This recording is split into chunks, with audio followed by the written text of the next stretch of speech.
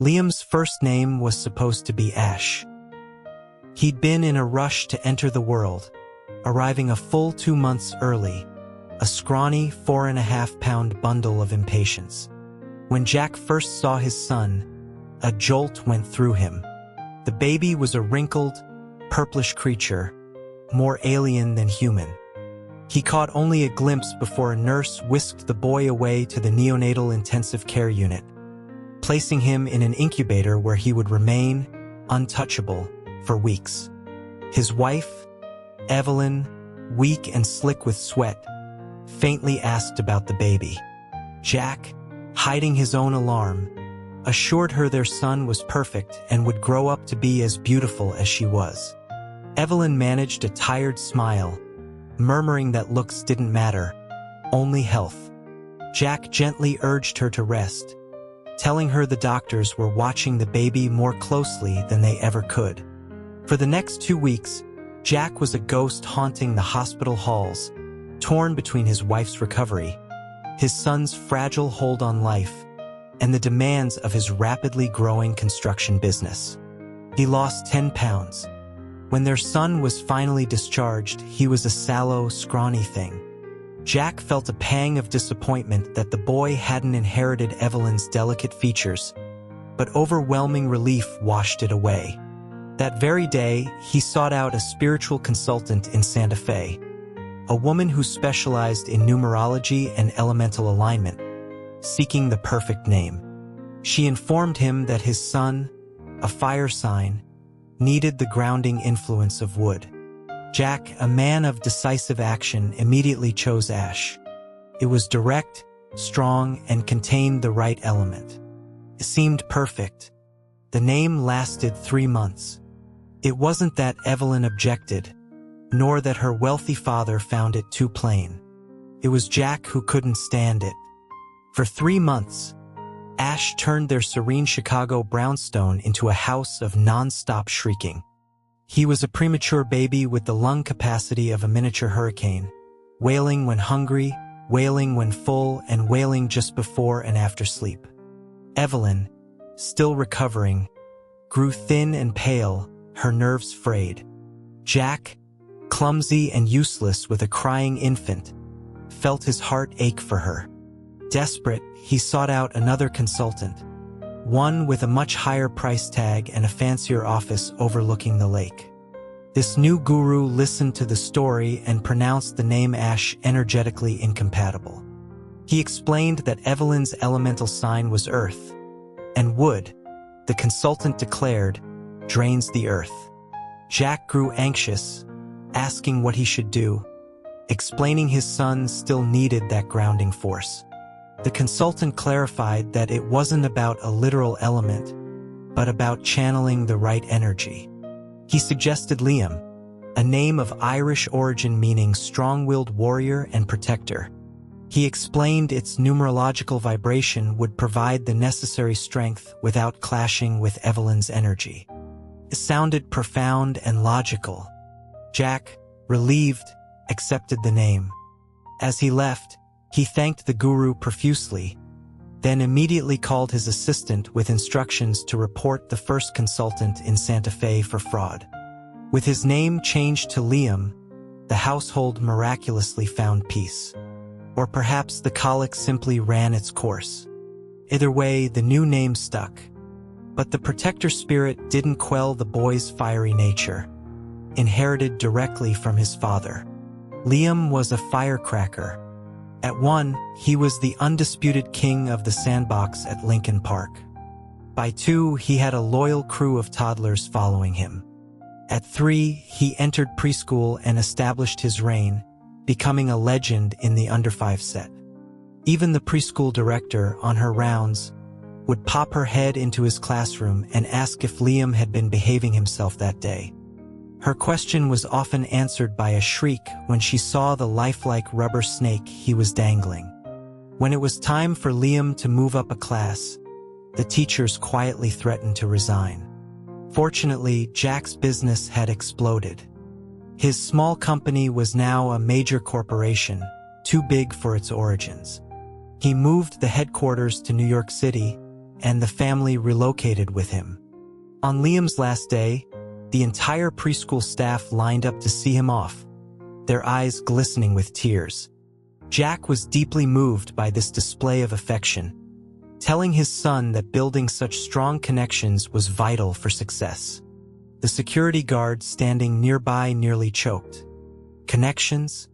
The school was throwing a party the second their little demon was gone. In New York, Jack spared no expense, enrolling Liam in the city's most exclusive preschool on the Upper East Side. It was the kind of place where tuition costs more than a year of college, and every child was the heir to a fortune or a dynasty. Evelyn worried, carefully packing her son's small backpack and reminding him to listen to his teachers, to be kind to his classmates, and to tell her if anyone bothered him. Liam simply nodded, reassuring his mother with a squeaky voice that he loved preschool. It was a place full of people and noise, which he found endlessly entertaining. Jack, ever the proponent of tough love, told Evelyn she had to let their son learn to adapt. A man couldn't be coddled. On the first day, Jack pulled his black Escalade up to the curb, a block away from the school's ornate entrance, and told Liam to walk the rest of the way himself. While other parents fussed over their children, holding their hands right up to the door, Jack believed his son was capable. And Liam was. The sallow, wrinkled infant had grown into a strikingly cute child. His skin was fair, his features a perfect blend of Evelyn's artistry, all wide eyes and a charming smile that was a carbon copy of his father's confident grin. He walked with a determined little stride, his backpack bouncing on his shoulders. From the car, Jack watched, a silent guardian ensuring his 4-year-old made it safely. As Liam marched along the sidewalk, he noticed he wasn't the only one walking alone. A few paces ahead was another small figure, moving with a quiet solitude. Liam decided this was a kindred spirit, a fellow adventurer. He scurried to catch up, calling out a friendly hello. The other child flinched but didn't turn around, continuing to walk. Liam jogged alongside and peered at the child's face. He stopped dead in his tracks. "Wow," he breathed, "you're really pretty." The child was exquisite, with hair as dark as ink, skin like porcelain, and features so delicate they could have been sculpted for a doll. He had long, dark eyelashes and eyes that seemed to hold a quiet sadness. A fierce, protective instinct, the very core of his new name and his father's legacy, surged through Liam. He was so captivated that he didn't realize the other child had slipped away through the school gates until he was gone. Liam wasn't disappointed. He grinned, showing 2 tiny canine teeth. This new school was going to be great. Inside, Liam adapted with the ease of a seasoned conqueror. The teachers, initially watchful of the new student, soon relaxed, thinking him a well-behaved, quiet boy. Half an hour later, a deafening wail erupted from the play area. The teacher, Ms. Gable, rushed over, her first thought being that the new boy was being bullied. She found Michael, the class's reigning tough guy, sobbing his eyes out. Ms. Gable was confused, asking what was wrong. Through his sobs, Michael accused the new boy of hitting him. The teacher looked at Liam, who was sitting perfectly still, looking as innocent as an angel. She asked him gently if he had hit Michael. Michael glared at Liam, ready to unleash another flood of tears. Liam, a firm believer in owning one's actions, smiled sweetly and admitted that he had. The directness of the confession stunned Ms. Gable. She asked why he'd done it. Liam explained that Michael had broken his favorite crayon. Michael, looking slightly guilty, mumbled that it had been an accident. Ms. Gable, an experienced teacher, saw the truth. Michael had likely tried to bully the new kid and had met his match. She gently reprimanded Liam, telling him to come to a teacher next time instead of hitting. Liam agreed with swift enthusiasm. The moment Ms. Gable turned her back, Michael started muttering threats. Before he could finish his sentence, Liam's fist shot out again. Michael yelped, his eyes welling up. Liam just looked at him, asking why he was such a crybaby. He told him if he stopped crying, he'd stop hitting him. This infuriated Michael, who had never been challenged before. He drew back his own fist, ready to retaliate. "Teacher," Liam called out in a clear, loud voice, standing up straight. "Michael is trying to hit me." Ms. Gable hurried back over, saw Michael's raised fist, and immediately took him aside for a long lecture on kindness. Michael was speechless. He looked back at Liam, who gave him a triumphant, toothy grin. A profound realization dawned on Michael's young mind. There were levels to this game, and he was an amateur. When he returned to his seat, defeated, Liam patted his shoulder and declared them even. He explained that since Michael told on him once, and he told on Michael once, they were now square. In the future, he advised, they should settle things with their fists, like men. Michael was so flummoxed he couldn't eat his lunch. Liam had effortlessly usurped Michael's position as the class tyrant. He was disappointed, however, that he never again saw the pretty child from his first day. He mentioned to his mother that he'd made lots of new friends, listing Michael and his cronies. Evelyn was pleased, unaware that her son's popularity was built on a foundation of playground intimidation. A few weeks later, Jack was picking Liam up from school, a rare occurrence when Evelyn, an artist, was away on a painting trip. Jack was always late, caught up in meetings. Liam didn't mind. He found ways to entertain himself. On this particular evening, the school was nearly empty. Bored, Liam slipped out of the classroom and headed for the small enclosure at the back of the playground that housed a few peacocks. On his way, he spotted a small group of children huddled together near the garden. Drawn by the activity, he changed course. As he got closer, he could hear their taunts. They were chanting that someone's mother was a psycho, and that meant the child was a psycho too. A little psycho. Liam didn't know what a psycho was, but he was curious. He moved closer and then he saw who they were surrounding. It was the pretty child. Even with a bowed head, Liam recognized the delicate frame instantly. He was about to rush forward when one of the taller boys picked up a pebble to throw. Fury ignited in Liam's chest. He grabbed a nearby kickball and hurled it with surprising accuracy, hitting the boy square in the back. The boy cried out, whirling around to see who had thrown it. Liam marched forward and pulled the small child behind him, declaring that no one was allowed to bully them. The kids jeered, saying he was touching a psycho and would become one too. The child behind him tried to pull their hand away, but Liam held fast. He didn't understand their words, but he understood their malice. He raised his fists, and the small gang of bullies, accustomed only to verbal warfare, scattered like pigeons. Liam turned to the child he'd rescued, his smile bright. He introduced himself as Liam and asked for their name. A tiny, timid voice whispered a name, but it was too soft to hear. As Liam leaned in, asking them to speak up, the child finally looked at him and said, clearly this time, Noah. "My name is Noah." Liam's grin widened.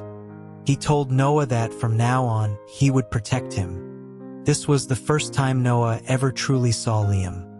As the sun set, casting long shadows across the playground, it felt to Noah like the first ray of dawn breaking through a long night. Liam took Noah's hand and led him to see the peacocks. He ran with a joyful energy that Noah had never experienced. For a boy who had only known quiet halls and hushed whispers, the feeling of the evening air rushing past him was intoxicating. It smelled, strangely, of morning dew. When they reached the peacock enclosure, Liam asked Noah if he'd ever seen one display its feathers. Noah, still catching his breath, shook his head. Liam was confused, asking how that was possible if he'd been at this school for a long time. Noah's voice was barely a whisper as he explained that the other kids said he would scare the peacocks away. Liam exploded with indignation, declaring that Noah was so nice the peacocks would definitely love him. It was later, in the boys' bathroom, that Liam's world tilted on its axis. He had finally sealed the deal, stamping his official protection on his pretty little sister. He had a protectorate. And then, standing side by side, he made the startling discovery that his pretty little sister was, in fact, a boy. At the tender age of 4, Liam experienced his first heartbreak. For a moment, he felt a profound sense of loss. He finished his business and turned to leave, his grand plans in tatters. But Noah quietly called his name. Then he noticed Liam was about to leave without washing his hands. Noah stopped him, gently took his hands, and showed him how to lather the soap properly, his long lashes brushing against his cheeks as he concentrated. In that moment, looking at Noah's kind, earnest face, Liam's resolve hardened. Boy, girl, it didn't matter. Someone he had decided to protect was someone he would protect to the end. He noticed Noah's towel was hidden away and asked why. Noah explained that if he left it out, the other boys would throw it in the toilet. A fresh wave of fury washed over Liam. He announced that if anyone ever touched Noah's towel again, he'd throw them in the toilet. The small, sweet smile Noah gave him in return sealed their pact. This bond was solidified during a soccer class. Most of the boys from Liam's class had avoided soccer, opting for karate in the hopes of one day being able to stand up to him. As a result, Liam was placed in a different class for the elective. As he arrived at the field, he heard the familiar taunts directed at Noah. The other boys were refusing to play with him, calling him names. Liam, without a word, started kicking soccer balls into the group of bullies with furious precision. A chaotic ball war erupted. The other boys, enraged, began throwing balls back. One of the bigger boys, Dylan, hurled a ball directly at Liam's head. Liam braced for impact, but suddenly, Noah darted in front of him, taking the blow to his stomach. He crumpled to the ground, pale but silent. Everyone froze. A teacher rushed over, demanding to know what had happened. Liam knelt by Noah's side, asking if he was hurt. Noah, clutching his stomach, managed a weak smile and said it was okay. He hadn't wanted Liam to get hurt. In that moment, something shifted in Liam. His protective instinct, once a childish whim, became an unbreakable vow. He looked at Noah and thought, to hell with boys and girls. This was his person, and he would shield him from everything. The incident resulted in a slap on the wrist for the teachers, as Noah's family never followed up on anything concerning their son. But from that day on, no one in that school dared to bother Noah again. Liam had made him untouchable. Liam's fierce loyalty stemmed from the unwavering love he received at home. He never feared anything because he knew, deep down, that he was cherished. Noah had no such anchor. His mother was a ghost in their cavernous apartment, lost in a fog of her own, and his father was a phantom who appeared only a handful of times a year. Noah had no one to turn to, no one to fight for him. Until Liam. Time passed. They moved up to the senior class together after Liam, with Jack's help, engineered Noah's transfer into his own classroom. Jack had been amused by his son's determination, readily agreeing to pull a few strings to unite the two boys, whom he privately referred to as the warrior and the poet. Liam officially introduced Noah to his friends, Michael and his sidekick, Finn. Under duress, they welcomed Noah, their fear of Liam outweighing their prejudice. For Noah, That last year of preschool was the happiest of his life. He was no longer an outcast. Standing in Liam's shadow was like standing in the sun. For Liam's 6th birthday, Jack threw a party at the school. There were mountains of cake and gifts. The teachers were especially festive, celebrating the fact that their little tyrant would soon be graduating to elementary school. After blowing out his candles, Liam turned to Noah and offered him a piece of a chocolate soccer ball from the top of the cake. He then asked Noah when his birthday was. Noah looked down, admitting he didn't know. He'd never had a birthday party. He explained that no one had ever told him the date. Liam was momentarily stunned, unable to comprehend such a thing. Then, without hesitation, he pulled Noah to the cake, stuck a candle back in, and told him to make a wish. He was sharing his birthday. Noah's eyes welled with tears as he closed them and made the most fervent wish of his young life, to be with Liam forever. But his wish seemed doomed. Just before graduation, Evelyn announced that Liam would be attending Oakwood Elementary, a highly regarded public magnet school, instead of Ridgeway Prep, the private elementary school affiliated with their preschool. She disliked the entitled atmosphere of the private school world. The news spread like wildfire. The other students, especially Michael, could barely contain their joy. They were finally being liberated. Noah was the last to find out, and the news struck him like a physical blow. The wish was broken. The wishing spirit wouldn't help a boy who didn't even have a birthday. He was quiet and withdrawn for days. Liam, noticing his friend's sadness, tried to cheer him up with smuggled chocolates. Finally, Noah looked at him, his voice thick with despair, and said that wishing spirits were liars. Liam insisted they weren't, boasting that he'd wished for a new robot and it had appeared by his bed the next morning. Noah just shook his head, saying that it was probably because it was Liam's birthday, so his own wish couldn't come true. Liam then brought up the school issue, casually suggesting that Noah should just come to Oakwood with him. He told Noah it was a great school and it was even free. A spark of hope ignited in Noah. He realized he didn't have to accept his fate. He could try to fight for it. That evening, in his cold, empty home, he found an unexpected opportunity. His father, Evan, made a rare appearance. Gathering all his courage, Noah approached him and explained that he wanted to go to Oakwood Elementary. Evan looked at his son with undisguised disdain. He asked if Noah was trying to embarrass him further, declaring that he would sooner hire private tutors to teach him at home than allow him to attend that kind of school. With that, he turned and left, the sound of his car engine fading into the night, leaving Noah alone with the sounds of his mother's frantic movements in her locked room upstairs. He couldn't go to Oakwood. He was going to lose the only person who had ever truly seen him. The night before their last day, Noah called Liam. His voice was a strained whisper. He apologized, explaining he couldn't go to Oakwood. His father wouldn't allow it. Liam was quiet for a moment, then his voice came back, tight with anger. He asked Noah why he was only telling him now.